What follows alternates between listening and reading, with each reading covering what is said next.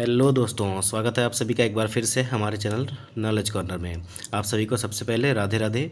और उम्मीद करता हूँ आप सब लोग बढ़िया होंगे और अपनी तैयारी जो है वो बहुत ही अच्छे ढंग से कर रहे होंगे। आप में से कुछ लोगों का कमेंट था कि उनको जो है वो पूर्वावलोकनों की जो है प्रीवियस ईयर क्वेश्चन जो है वो भारतीय राज्य व्यवस्था से, जिसको हम पॉलिटी कहते हैं, उससे भी चाहिए। आप सभी लोगों को मांग पर है जो ये हमारी पॉलिटी की जो है ये पहली क्लास होने जा रही है। आज हमारी जो है पॉलिटी की पहली क्लास है और ऐसे ही हम छोटे छोटे सेशन लेंगे। और उसके अलावा भी क्या है कि इन सभी सेशन में जो है हम धीरे धीरे करके इंडियन पॉलिटी भी डिस्कस कर लेंगे। और जितने भी क्वेश्चन हमारे बीपीएससी के द्वारा बिहार के प्रीवियस ईयर एग्ज़ाम में पूछे गए हों, चाहे वो बीपीएससी प्री का हो, मेंस का हो, बिहार सीडीपीओ का हो, या एनी अदर कोई भी एग्ज़ाम हो, चाहे टीआरई 1 2 3 हो या 3 का एग्ज़ाम हो, उन सभी में जितने भी क्वेश्चन हमारे पॉलिटी से बने हैं, हम उन सभी को क्या है ऐसे ही अपने अलग अलग सेशन में डिस्कस कर लेंगे। तो वीडियो शुरू करने से पहले मैं आप सभी से कहना चाहूँगा कि अगर आप हमारे चैनल पर नए हैं और चैनल को अभी तक सब्सक्राइब नहीं किया है तो चैनल को सब्सक्राइब करके बेल आइकन को प्रेस करके नोटिफिकेशन ऑन कर लीजिए, ताकि जब भी अपलोड हो वीडियो तो सबसे पहले आपको अपडेट मिल जाए। इसके अलावा हमारा अगर टेलीग्राम चैनल आप लोगों ने ज्वाइन नहीं किया है तो ज्वाइन कर लीजिए। वहाँ पर क्या है कि हम डेली क्लास की पीडीएफ जो है वो शेयर करते हैं, और जो बीपीएससी टीआरई या एनी अदर गवर्नमेंट एग्ज़ाम से रिलेटेड कोई भी अगर अपडेट हमको मिलती है तो वो हम आपके साथ शेयर करते हैं। तो चैनल का लिंक आपको जो है डिस्क्रिप्शन में वीडियो के मिल जाएगा। और जो हमारी और भी क्लासेज हैं, चाहे वो भूगोल की हों, इतिहास की हों या साइंस की हों, इनकी भी प्लेलिस्ट आपको हमारे डिस्क्रिप्शन में मिल जाएगी। आप वहाँ से जाके देख सकते हैं। सारे के सारे जो है हमारे पीवाईक्यू हमने करवा रखे हैं और अच्छे डिस्कशन के साथ अगर आप देखना चाहें तो आप देख सकते हैं। हमारे सेशन का पहला सवाल है कि संविधान सभा की प्रथम बैठक कब हुई थी। आप सभी को बताना है कि संविधान सभा की प्रथम बैठक कब हुई थी। और ये जो है बहुत हलवा सा सवाल है और ये आपका 66वीं बीपीएससी री एग्ज़ाम में पूछा गया है। देखिए, बीपीएससी का सवाल है। आप तो टीचर, तो बीपीएससी प्री या मेंस हो गया, उससे नीचे आता है टीचर। आप तो एकदम से पीसीएस लेवल का एग्ज़ाम दे रहे हैं, समझ लीजिए। ये जो क्वेश्चन मैं आपको करवा रहा हूँ ये पीसीएस लेवल का है। देखिए, 66वीं बीपीएससी एग्ज़ाम में पूछा गया सवाल है कि संविधान सभा की प्रथम बैठक कब हुई थी। तो आप सभी को बता दूं कि 9 दिसंबर 1946 को जो है वो सबसे पहले जो है संविधान सभा की बैठक हुई थी। और इसमें क्या है कि जो डॉक्टर सच्चिदानंद सिन्हा थे, और ये भी बिहार से रिलेटेड थे, याद रखिएगा बिहार से ही थे ये, इन्हें जो है वो अस्थाई अध्यक्ष चुना गया था। इसके बाद जो है 2 दिन बाद 11 दिसंबर को जब फिर से जब है संविधान सभा की जो बैठक हुई, उसमें क्या है कि 1946 को 11 दिसंबर 1946 को 2 दिन बाद जब फिर से संविधान सभा की बैठक हुई थी, उसमें क्या है कि राजेंद्र प्रसाद जी को जो निर्विरोध है उनको संविधान सभा का अस्थायी अध्यक्ष चुन लिया गया था। ठीक है, और पहले अस्थायी अध्यक्ष थे कौन से? डॉक्टर सच्चिदानंद सिन्हा। इसके बाद जो अस्थायी के रूप में अध्यक्ष नियुक्त होते वो हमारे कौन थे? तो डॉक्टर राजेंद्र प्रसाद थे। ठीक है, याद रखिएगा। इसीलिए हमारा जो ए विकल्प है वो हमारा सही हो जाएगा। देखिए, 9 दिसंबर 1946 को संविधान सभा की प्रथम बैठक जो है उसकी अध्यक्षता किसने की थी? तो डॉक्टर सच्चिदानंद सिन्हा ने की थी, अस्थायी तौर पे, ये भी याद रखिएगा। उसके बाद जब 11 दिसंबर 1946 को जब बैठक हुई तो उसमें डॉक्टर राजेंद्र प्रसाद को जो है वो संविधान सभा का अस्थायी अध्यक्ष जो है वो निर्वाचित किया गया था। हमारा अगला सवाल है कि भारतीय संविधान को बनाने में कितना टाइम लगा। अब ये तो आप लोग 5वीं 6वीं से पढ़ रहे होंगे दोस्तों, तो ये आप सभी के लिए बहुत ही आसान सा सवाल है। और ये भी आपका देखिए 68वीं बीपीएससी प्री 2023 में पूछा गया सवाल है। तो आप सभी को पता है कि संविधान बनाने में जो है 2 वर्ष 11 महीने और 18 दिन लगा था। इसीलिए हमारा जो है पहला विकल्प जो है ए हमारा सही हो जाएगा। पहली बैठक कब हुई थी? मेरे साथ आप बोलिए, खुद ही बोलिए, मन में ही बोलिए। 9 दिसंबर 1946। कौन अस्थायी अध्यक्ष बना था? तो सच्चिदानंद सिन्हा। ठीक है, उसके बाद अगर पूछा जाए कि अस्थायी अध्यक्ष डॉक्टर राजेंद्र प्रसाद कब बने थे, तो 11 दिसंबर 1946 को। ठीक है, तो ये जो बेसिक चीज़ें हैं वो तो आपको याद ही रहनी चाहिए। ठीक है, अगर पूछा जाए कि अंगीकृत कब किया गया था इसको, तो 26 नवंबर 1949 को जो है संविधान को जो है वो अंगीकृत किया गया था। अंगीकृत करने का मतलब यह है कि कुछ इसके जो हिस्से हैं वो उसी दिन लागू कर दिए गए थे, और बाद में जो है वो 26 जनवरी 1950 को जो है वो संपूर्ण रूप से जो है भारतीय संविधान लागू कर दिया गया था। ठीक है, तो ये चीज़ें याद रखिएगा। हमारा जो अगला सवाल है वो है कि भारतीय संविधान को 26 जनवरी के दिन लागू करने का निर्णय इसीलिए किया गया क्योंकि, अब देखिए इसमें कहानी बहुत लंबी है। 26 जनवरी को जो है लाहौर अधिवेशन में इन्होंने इसको जो है स्वतंत्रता दिवस के रूप में मनाया था। तो इसी कारण क्या हुआ था कि कांग्रेस ने जो है वो लाहौर अधिवेशन में, जब 1930 का लाहौर अधिवेशन हुआ था, उसी टाइम क्या है कि इन्होंने घोषणा की थी कि 26 जनवरी को जो है वो स्वतंत्रता दिवस मनाया जाएगा। इसीलिए क्या है कि 26 जनवरी को ही संविधान को लागू किया गया था, ताकि 26 जनवरी के दिन का भी कुछ महत्व रहे। नहीं तो क्या होता है कि सब लोग क्या है कि 26 जनवरी को भूल जाते। ठीक है, कब हुआ था अधिवेशन? तो दिसंबर 1929 में जो है वो लाहौर अधिवेशन हुआ था। इसमें पूर्ण स्वराज की भी घोषणा की गई थी और 26 जनवरी 1930 को जो है वो स्वतंत्रता दिवस मनाने का संकल्प लिया गया था। इसी के बेस पे क्या है कि 26 जनवरी को ही संविधान लागू किया गया था। ठीक है, हमारा अगला सवाल है कि भारत का संविधान किसके द्वारा ग्रहण किया गया? ठीक है, तो अब देखिए, बहुत लोग कह देते हैं भारत की संसद के द्वारा, लेकिन ऐसा नहीं करना है। आपको याद रखना है थोड़ा सा, क्या है कि जिन लोगों ने नहीं पढ़ा होगा उनके लिए थोड़ा दिक्कत हो सकती है। भारत का जो संविधान था दोस्तों, वो संविधान सभा के द्वारा ग्रहण किया गया था। किसके द्वारा? संविधान सभा के द्वारा। इसीलिए हमारा जो सी विकल्प है वो सही हो जाएगा। अब ये जो सवाल है आपका बीपीएससी सीडीपीओ प्री 2018 में पूछा गया सवाल है। देखिए, भारत का संविधान जो है वो संविधान सभा द्वारा ग्रहण किया गया और संविधान की सभा की जो प्रथम बैठक हुई थी, मैं आप पहले क्वेश्चन से ही बता रहा हूँ, 9 दिसंबर 1946 को सच्चिदानंद सिन्हा को अस्थायी अध्यक्ष चुना गया और 11 दिसंबर को जो है वो राजेंद्र प्रसाद को अस्थायी अध्यक्ष चुना गया था, मतलब परमानेंट। ये क्या थे? ये टेम्पोररी थे। सच्चिदानंद सिन्हा जो थे वो टेम्पोररी थे। ठीक है, 26 नवंबर 1949 को क्या है कि अंतिम रूप प्रदान किया गया और थोड़ा सा इसके कुछ हिस्से जो है वो लागू हो गए थे, इसीलिए कहा जाता है कि अंगीकृत किया गया या अंगीकार किया गया। और 26 जनवरी 1950 को जो है वो पूर्ण रूप से लागू कर दिया गया था। ठीक है, देखिए हमारा अगला क्वेश्चन है जो 38वीं बीपीएससी 1992 और 93 में पूछा गया है कि भारतीय संविधान को संविधान सभा द्वारा कब अंगीकृत किया गया था? तो मैं आप सभी से पहले ही बता रहा हूँ कि 26 नवंबर 1949 वो डेट है जब अंगीकृत किया गया था। ठीक है, और कब लागू किया गया था पूर्णतः? तो 26 जनवरी 1950 को। ठीक है, हमारा जो अगला सवाल है वो है कि भारतीय संविधान को अपनाया गया था। ठीक है, अब ये देखिए, ये बीपीएससी सीडीपीओ में भी पूछा गया था। मैंने थोड़ी देर पहले आपको कराया 2018 में, और फिर से हमारा क्या हुआ, और उसके पहले भी जो है ये वो 39वीं बीपीएससी में पूछा गया था। तो आप सभी को पता है किसके द्वारा अपनाया गया था? तो संविधान सभा के द्वारा अपनाया गया था। इसीलिए हमारा ये विकल्प जो है वो सही हो जाएगा। चलिए हम अगला क्वेश्चन देखते हैं। हमारा अगला क्वेश्चन है जो 60 और 62वीं बीपीएससी में पूछा गया है। ठीक है, भारतीय संविधान दिवस कब मनाया जाता है? भारतीय संविधान दिवस कब मनाया जाता है? तो 26 नवंबर 1949 को जो है वो बनकर तैयार हुआ था और संविधान सभा के द्वारा इसे अंगीकृत किया गया था। तो इसीलिए जो हमारा 26 नवंबर है, 26 नवंबर को ही हम क्या करते हैं कि संविधान दिवस मनाते हैं। ठीक है, इसीलिए हमारा जो बी विकल्प है वो हमारा सही हो जाएगा। ठीक है, हमारा अगला सवाल है कि 29 अगस्त 1947 को संविधान की लेखन समिति गठित की गई, जिसके अध्यक्ष BR अम्बेडकर व अन्य 6 सदस्य थे। इनमें से कौन इस समिति का सदस्य नहीं था? तो देखिए, जो हमारे जवाहरलाल नेहरू थे वो लेखन समिति के अध्यक्ष नहीं थे। ठीक है, इसीलिए हमारा जो बी विकल्प है वो हमारा सही हो जाएगा। ये आपका जो सवाल है वो बीपीएससी सीडीपीओ 2005 में पूछा गया सवाल है। अगर हम बात करें तो संविधान सभा के संवैधानिक सलाहकार BN राव द्वारा तैयार संविधान के प्रारूप पर विचार करने के लिए 29 अगस्त 1947 को जो है BR अम्बेडकर की अध्यक्षता में लेखन या प्रारूप समिति, जिसे हम ड्राफ्टिंग कमेटी भी कहते हैं, के 6 अन्य सदस्य थे। ठीक है, इसमें क्या थे? गठित किया गया था क्या? तो लेखन समिति या ड्राफ्टिंग कमेटी या प्रारूप समिति। इसकी अध्यक्षता कौन थे या इसके अध्यक्ष कौन थे? तो डॉक्टर भीमराव अम्बेडकर थे। ठीक है, भीमराव अम्बेडकर याद रखिएगा, बार बार राजेंद्र प्रसाद का नाम आ जाता है। ठीक है, तो इसमें कितने टोटल सदस्य थे? 6 सदस्य थे।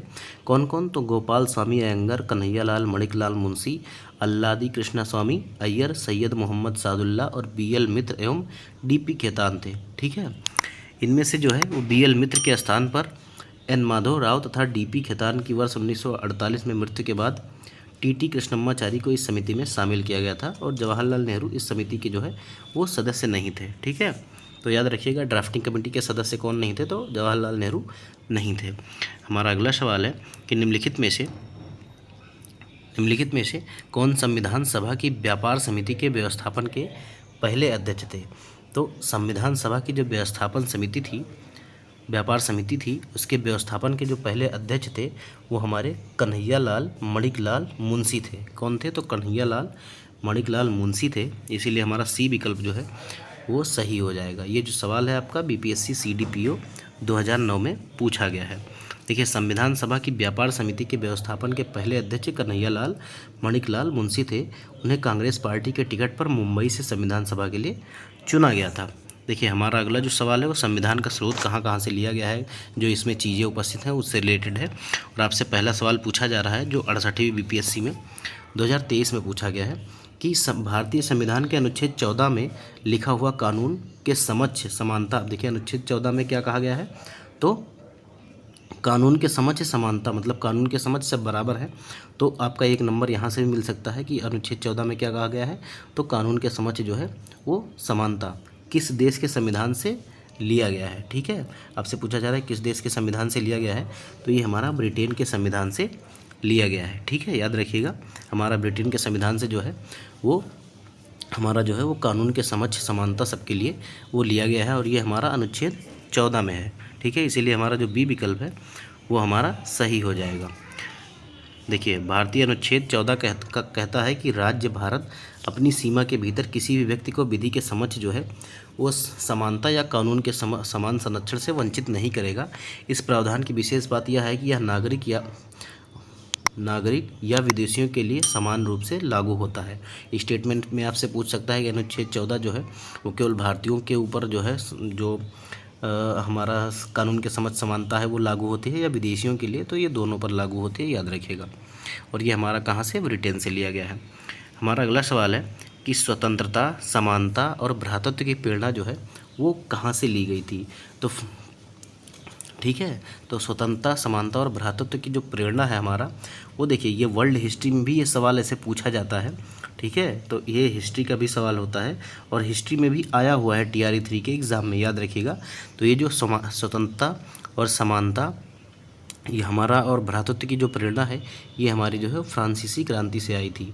कहाँ से, फ्रांसीसी क्रांति से। इसीलिए हमारा जो बी विकल्प है फ्रेंच क्रांति, ये हमारा सही हो जाएगा। और ये जो आपका सवाल है वो BPSC CDPO प्री 2018 में पूछा गया है। अगर हम बात करें तो 1789 में जो है क्रांति हुई थी फ्रांसीसी की। इतिहास वाले जो बच्चे हैं वो याद रखेंगे कब हुआ था। ये भी पूछता है कि फ्रांसीसी क्रांति कब हुई थी, तो 1789 में हुई थी। इसमें क्या है कि निरंकुश अराजक राजतंत्र के विरुद्ध जो है प्रतिक्रिया थी, और इस क्रांति का जो सूत्र वाक्य था स्वतंत्रता, समानता और भ्रातृत्व था। ठीक है, याद रखिएगा। हमारा अगला जो सवाल है वो है कि भारतीय संविधान में राज्य के नीति निर्देशक सिद्धांत की अवधारणा किस देश से ली गई है। तो ये तो बहुत ही आसान सा सवाल है और आप सभी को पता होगा। ये क्वेश्चन जो है बार बार अलग अलग एग्जामों में रिपीट होता है। तो ये जो हमारा है वो आयरलैंड से लिया गया है। जो हमारी DPSP है वो हमारी आयरलैंड से ली गई है। तो याद रखिएगा, हमारा ए विकल्प जो है वो सही हो जाएगा। और हमारा 69वीं BPSC प्री 2023 में पूछा गया सवाल था ये। अगर हम बात करें तो देखिए, यहाँ पे कुछ सोर्स हैं जो प्रमुख विशेषताएं हैं संविधान की और कहाँ से ली गई हैं, तो वो आप लोग देख लीजिए। देखिए, ब्रिटेन से क्या है, तो संसदीय अधिकार, विधि का शासन, एकल नागरिकता, मंत्री परिषद, द्विसदनीय विधायिका। उसके बाद आयरलैंड से बात करें तो राज्य के नीति निर्देशक सिद्धांत, राष्ट्रपति के निर्वाचन की प्रक्रिया, राष्ट्रपति के द्वारा राज्यसभा में सदस्यों का नामित किया जाना। और संयुक्त राज्य अमेरिका से तो राष्ट्रपति पर महाभियोग और राष्ट्रपति और उपराष्ट्रपति के कार्य, सर्वोच्च न्यायालय, उच्च न्यायालय के न्यायाधीश का हटाया जाना, मौलिक अधिकार। अब आप देखिए, इंपॉर्टेंट है, मौलिक अधिकार कहाँ से लिया गया है, तो संयुक्त राज्य अमेरिका से। और न्यायिक पुनर्विलोकन और न्यायालय की स्वतंत्रता और भारतीय संविधान की प्रस्तावना। ठीक है, प्रस्तावना भी इंपॉर्टेंट है, प्रस्तावना भी पूछता है। तो प्रस्तावना और मौलिक अधिकार जो है हमारा वो संयुक्त राज्य अमेरिका से रिलेटेड है। कनाडा से हमने क्या लिया, तो परिसंघात्मक व्यवस्था, केंद्र में निहित अवशिष्ट शक्तियाँ, केंद्र द्वारा राज्यपालों की नियुक्ति, सर्वोच्च न्यायालय का सलाहकारी जो है क्षेत्राधिकार। ऑस्ट्रेलिया से याद रखिएगा, इंपॉर्टेंट है, क्या है कि समवर्ती सूची। ठीक है, याद रखिएगा। और संसद के दोनों सदनों की जो बैठक होती है उसका, और ये किस अनुच्छेद के तहत होती है, तो 108 के। ठीक है, बाकी सोवियत यूनियन या वर्तमान में जिसे हम रूस कहते हैं उससे क्या लिया गया है, तो मौलिक कर्तव्य, ये भी इम्पॉर्टेंट है। ठीक है, और सामाजिक, आर्थिक और राजनीतिक न्याय जो है ये भी इम्पॉर्टेंट है। तो ये चीज़ें इंपॉर्टेंट है, वो आप याद रखिएगा। गणतंत्र का सिद्धांत जो है वो फ्रांस से लिया गया है। समता, स्वतंत्रता तथा भाईचारा जो है ये सब किससे लिया गया है, तो फ्रांस से लिया गया है। ठीक है, जर्मनी से आपातकाल लिया गया है। और मौलिक अधिकार का निलंबन भी जो है आपातकाल के दौरान ये जर्मनी से लिया गया है। दक्षिण अफ्रीका से क्या लिया गया है, तो राज्यसभा के सदस्यों का निर्वाचन और संविधान संशोधन। ठीक है, जापान से विधि द्वारा स्थापित प्रक्रिया की अवधारणा। तो ये कुछ इंपॉर्टेंट विशेषताएं थी संविधान की जो कहाँ से ली गई हैं, ये मैंने आपको बताया। आप एक बार फिर से PDF लेके आप इसको रीड कर सकते हैं। और हमारा जो अगला सवाल है वो है कि भारतीय संविधान में मौलिक अधिकारों के विचार का संदर्भ किस देश से लिया गया है। मैंने आपसे थोड़ी देर पहले क्या बताया था कि मौलिक अधिकार कहाँ से लिए गए हैं। मौलिक अधिकार बताया था कि इम्पॉर्टेंट है, और बताया था आपको कि भारतीय संविधान की प्रस्तावना, ये दोनों कहाँ से लिए गए हैं। तो ये हमारा संयुक्त राज्य अमेरिका से लिए गए हैं, इसीलिए हमारा जो C विकल्प होगा वो हमारा सही हो जाएगा। हमारा अगला सवाल है कि सूची 1 को जो है वो सूची 2 से मिलाना है। ठीक है, मैंने अभी आपको पूरी लिस्ट करवाई है कि कौन से कहाँ से लिया गया है, तो गलत मत करिएगा, थोड़ा सा केयरफुली करिएगा। कोई बात नहीं, एक बार गलत हो जाएगा, 2 बार आप मिला के ट्राई करिएगा। ठीक है, देखिए DPSP हमारा तो बहुत ही आसान है, हमारा आयरलैंड से लिया गया है। मौलिक अधिकार संयुक्त राज्य अमेरिका से, अभी मैंने आपको बताया। संघ एवं राज्यों के बीच जो है वो समवर्ती सूची जो है ये किससे ली गई है। ठीक है, तो ये हमारा ऑस्ट्रेलिया से ली गई है। ठीक है, या कॉन्करेंट लिस्ट जिसको बोलते हैं, समवर्ती सूची, वो हमारा ऑस्ट्रेलिया से ली गई है। और भारत राज्यों का संघ जिसमें केंद्र को अधिक शक्ति प्रदान की गई है, तो ये हमारा कनाडा से लिया गया है। ठीक है, कनाडा से लिया गया है, तो याद रखिएगा। इस प्रकार हमारा क्या हो जाएगा, पहले का 3, उसके बाद 4, उसके बाद 1 और फिर 2, 3 4 1 2 हमें देखते हैं कहाँ मिलता है। 3 4 1 2 जो हमारा D ऑप्शन में है, इसीलिए हमारा D विकल्प जो है वो सही हो जाएगा। आसान सा सवाल था, आप आराम से मिला सकते हैं और अपना क्वेश्चन जो है वो बना सकते हैं। देखिए हमारा अगला सवाल है कि भारतीय संविधान के भाग 4 में राज्य के नीति निर्धारक सिद्धांत, मतलब DPSP की ही बात कर रहा है, थोड़ा सा लैंग्वेज चेंज करके, भारतीय संविधान की यह बात विश्व के किस देश से ली गई है या प्रेरित है। ठीक है, तो ये हमारा जो है वो आयरलैंड से लिया गया है। मैंने आप सभी को कई बार बता चुका हूँ, अभी पीछे कई क्वेश्चन हमने इस तरह से करके रखे हैं। बस ये है, यहाँ पे नीति निर्धारक सिद्धांत लिखा है और कभी कभी नीति निर्देशक तत्व भी लिख देता है, तो याद रखिएगा दोनों बातें सेम है। और थोड़ा सा क्वेश्चन जो है वो केयरफुली पढ़िया करिए एग्ज़ाम में।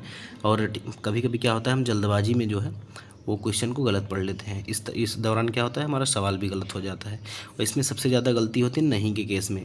अब इसमें से अगर पूछ लेता कि किस देश से नहीं लिया गया है, तो आप क्या करते, आपको आयरलैंड दिखता, आप सोचते पूछा गया है कि लिया गया है, तो आप आयरलैंड टिक करके चले आते। ठीक है, तो ऐसा होता है, थोड़ा सा माइंड एग्ज़ाम में जो है वो माइंड बहुत तेज़ काम करता है और कई सारे विपत्तियों में घिरा रहता है। तो आप लोग रिलैक्स माइंड से जो है वो क्वेश्चन को पढ़ा करिए और क्वेश्चन को सॉल्व किया करिए।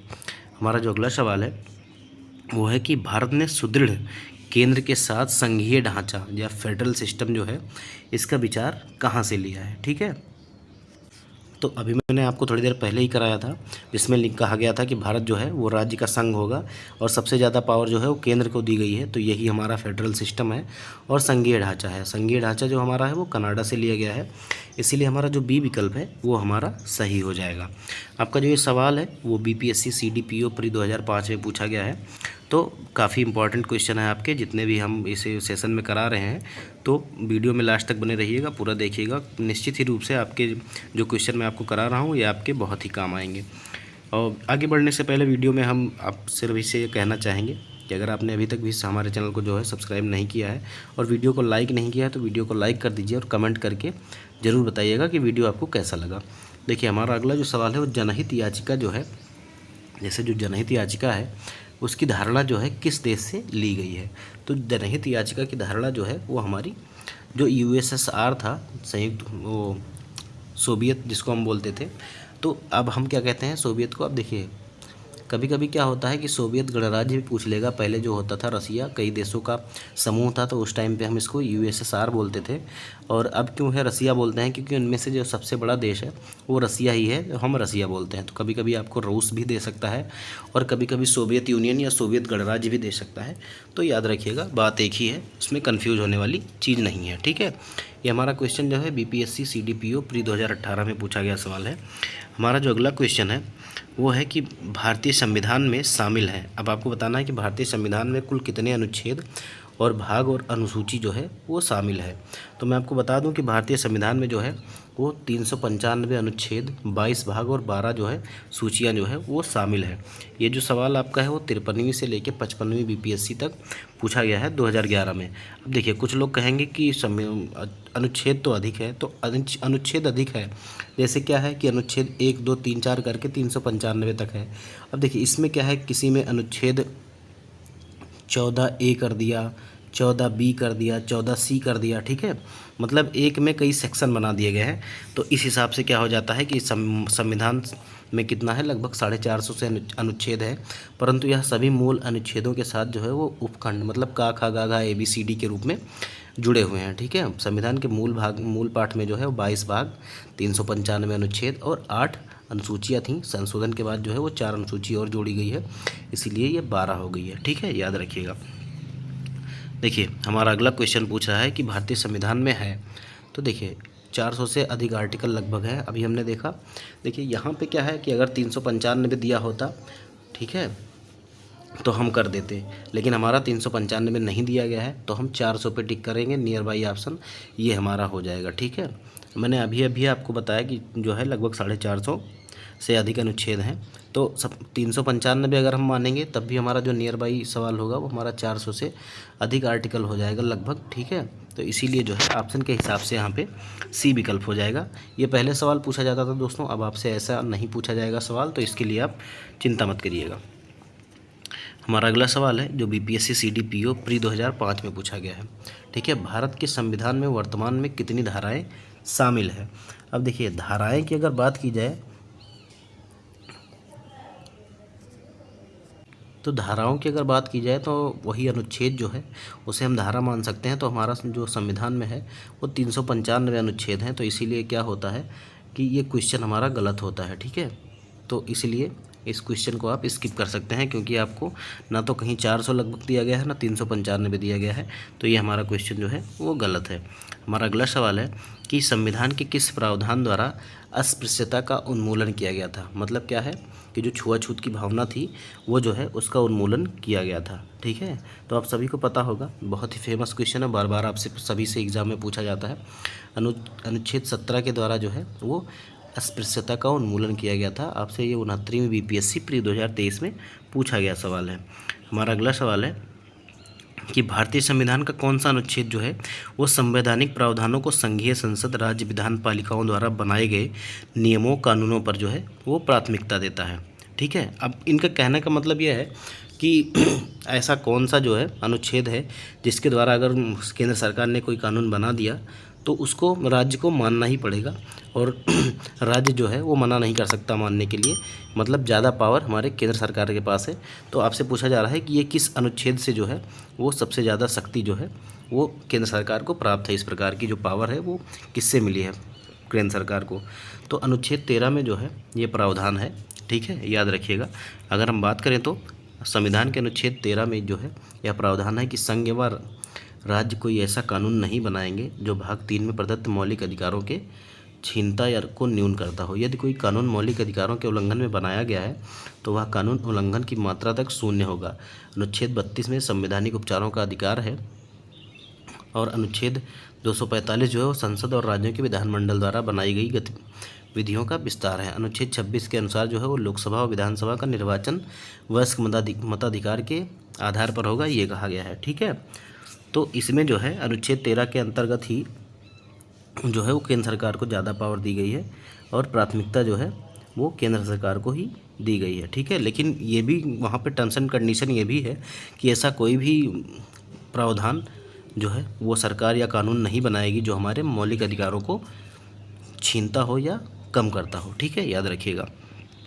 हमारा अगला सवाल है जो हमारा 67वीं BPSC 2022 में पूछा गया है कि भारतीय संविधान का अनुच्छेद 300 किससे संबंधित है। तो हमारा जो अनुच्छेद 300 है वो मुकदमे और कार्यवाही से संबंधित है, इसीलिए जो हमारा ए विकल्प है वो हमारा सही हो जाएगा, ठीक है। अगर हम बात करें तो अनुच्छेद 300 के अंतर्गत वाद और कार्यवाहियों का उल्लेख है। अनुच्छेद 302 में व्यापार, वाणिज्य और समागम पर निर्बंधन अधिरोपित करने की संसद की शक्ति, और अनुच्छेद 76 में भारत का महान्यायवादी का उल्लेख है, ठीक है। हमारा अगला सवाल है कि किस अनुच्छेद या अनुच्छेदों के अंतर्गत अध्यक्ष जो है वो सदन के किसी सदस्य को उसकी मातृभाषा में बोलने की इजाज़त दे सकता है, ठीक है। मतलब अब भारत इतना बड़ा देश है, अलग अलग विविधता पाई जाती हैं, तो कोई अलग पूर्वोत्तर से है, तो कोई उत्तर से है, कोई दक्षिण से है, कोई पूरब से है, तो कोई पश्चिम से है। तो ऐसा ज़रूरी नहीं है कि सभी को एक ही लैंग्वेज आती हो। तो हमें जो है वो अनुच्छेद 120(1) के तहत जो है ये अधिकार प्राप्त है कि संसद में हम जो है वो सदन में जो है वो हम अपनी मातृभाषा में बोल सकते हैं। ठीक है, अनुच्छेद 120A याद रखिएगा, ये हमारा जो है 69वीं बीपीएससी 2023 में पूछा गया सवाल है। ठीक है, अब देखिए हमारा जो आज का सेशन था पहला सेशन था, इसीलिए हमने छोटा रखा है। आगे भी हम और बड़े बड़े सेशन लेंगे। उम्मीद है कि जो वीडियो है वो आपको पसंद आई होगी और क्वेश्चन जो है वो आपको बहुत पसंद आए होंगे। अब क्या है कि आप PDF प्राप्त करके इसकी प्रैक्टिस कर लीजिएगा और कमेंट में आप ज़रूर बताइएगा कि हमारे जो संविधान सभा की पहली बैठक हुई थी वो कब हुई थी और पहली बैठक में जो है वो किसको जो है अध्यक्ष चुना गया था। इतना आपको कमेंट करके बताना है। ठीक है, तो हम मिलते हैं अगली वीडियो में ऐसे ही बढ़िया प्रश्नों के साथ और बढ़िया सेशन के साथ। तब तक के लिए आप लोग अपनी पढ़ाई करते रहिए। और सेशन को ख़त्म करने से पहले मैं आप सभी से एक बात बताना चाहूँगा कि आप सभी लोग जो है वो जिस भी सब्जेक्ट से रिलेटेड पेपर देंगे, चाहे किसी ने हिस्ट्री लिया हो या ज्योग्राफी लिया हो या पॉलिटी लिया हो या इकोनॉमिक्स लिया हो या हिंदी लिया हो, तो इनमें से सबसे पहले क्या है, प्रीवियस ईयर क्वेश्चन को सॉल्व करना ही है आपको, वो तो करना ही करना है। ठीक है, जितनी प्रैक्टिस हो पाए वो करना है। लेकिन इसके अलावा जो है वो आपको क्या है कि NCERT भी साथ में पढ़नी है। अगर आप क्या कर रहे हैं कि 6 to 8 की तैयारी कर रहे हैं तो आप कम से कम 6 से लेके और 10वीं क्लास तक की NCERT ज़रूर पढ़िएगा। और पढ़िएगा का मतलब कि ठीक से पढ़िएगा। और प्राइमरी वाले भी जो है वो पहली क्लास से लेके जो है और वो 6वीं क्लास तक की NCERT ज़रूर पढ़ें। और एडवांस के लिए आप 8वीं तक की भी पढ़ सकते हैं। और जो EVS की बुक है जो आपकी 4th 5वीं में चलती है वो आप ज़रूर पढ़िएगा। NCERT के साथ साथ बिहार बोर्ड की SCERT की बुक जो है वो आप ज़रूर पढ़िएगा। प्रैक्टिस तो PYQ करिएगा, लेकिन आप साथ साथ में क्या है कि NCERT ज़रूर पढ़िएगा। और SCERT ये दोनों आपके लिए रामबाण साबित होगी और क्वेश्चन वहीं से बनते हैं। मैं जल्दी ही आपके लिए वीडियो लाने वाला हूँ, तब मैं आपको बताऊँगा कि आपका क्वेश्चन जो है वो कहाँ कहाँ से पूछा जा रहा है और कैसे पूछा जा रहा है। ठीक है, तो वीडियो में लास्ट तक बने रहने के लिए आप सभी का धन्यवाद। मिलते हैं अगले वीडियो में, तब तक के लिए नमस्कार।